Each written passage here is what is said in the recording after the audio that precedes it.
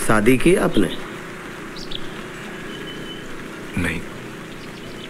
काहे? दगा खाई इसलिए? एक जूट मिल में काम करता था, वो लॉकआउट हो गई और अब बेकार हूं। ये सब तो मेरे लिए सोचना आउट ऑफ द क्वेश्चन है। तो फिर अब क्या कर रहे हैं?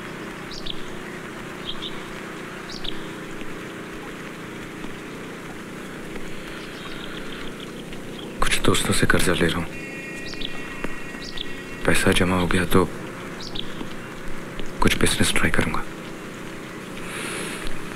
भगवान करे आपका काम हो जाए,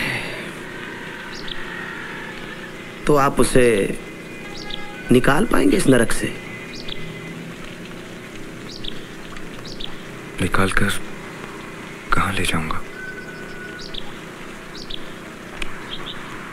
समझाइएगा जरूर। पेट में खाना ना हो, सर पे छत तो है, 2 दिन के बाद वो भी नहीं रहेगी, सड़क पे खड़ा होना पड़ेगा तब। समझाऊं कैसे? हमने इतनी सारी बातें की,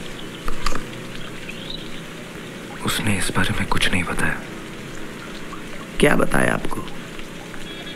कि उसका हस्बैंड 1 नंबर का फ्रॉड है? ये बताया? देखिए, एक बड़ी कंपनी का लेटर मिलता है हमको कि मकान किराए पे दे दीजिए, गारंटी हम लेते हैं। हम मकान किराए पे दे देते हैं, और फिर जब इंक्वायरी करते हैं तो पता चलता है कि वो लेटर तो नकली था। अब बाबू साहब उस कंपनी में काम ही नहीं करते। बाबू साहब कहीं पर भी काम नहीं करते हैं।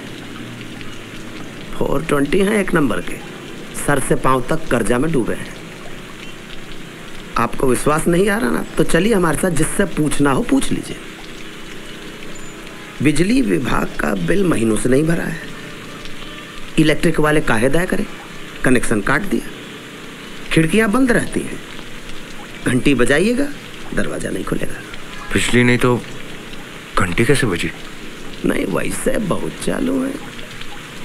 एक बैटरी वाली बैल लगा दी है। बाबू साहब आधी रात को डोलते डोलते घर आते हैं, पारो मैं आ गया हूं। और मैडम पारो अगर गहरी नींद में है तो खटखटाना पड़ेगा, और ऐसी सूरत में पड़ोसी जाग जाएंगे, कर्जदारों को पता लग जाएगा। बहुत कमाल की सेटिंग है मियाँ बीबी के बीच में। वो खट से घंटी बजाते हैं और झट से दरवाजा खुल जाता है। शादी के टाइम पे तो हालात ऐसे नहीं थे। शादी का जश्न हम लोगों ने खुद देखा है। 4 दिन की चांदनी, और फिर ऑफिस में घपला किया, नौकरी चली गई और आ गई अंधेरी रात। फिर नाम बदल डाला, दूसरी नौकरी, और वहां भी वही किया, फिर वही कहानी। अब बार बार वही करेंगे तो विश्वास कौन करेगा भला? घर बैठ गए, फिर बेकार घर में बैठे बैठे लत लग गई शराब की। शुरू में लड़की नादान थी, जैसे अपने गांव की लड़कियां होती हैं, अब वो भी चालू हो गई है। नहीं आए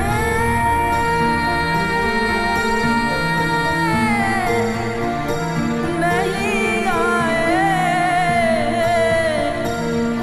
केसरी